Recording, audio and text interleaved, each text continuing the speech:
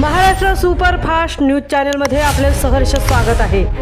खास सत्याची थार लेखणीची महाराष्ट्रातील ताज्या आणि वेगवान बातम्या पाहण्यासाठी आपल्या हक्काचे चॅनल शेअर करा, लाईक करा आणि सबस्क्राईब करा। धन्यवाद।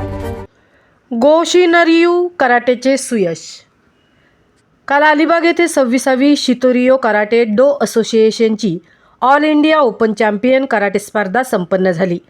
त्यामध्ये विविध वयोगटांमध्ये गोशिनरियू कराटे असोसिएशनच्या विद्यार्थ्यांनी विविध वयोगटात सहभाग घेऊन चमकदार कामगिरी केली।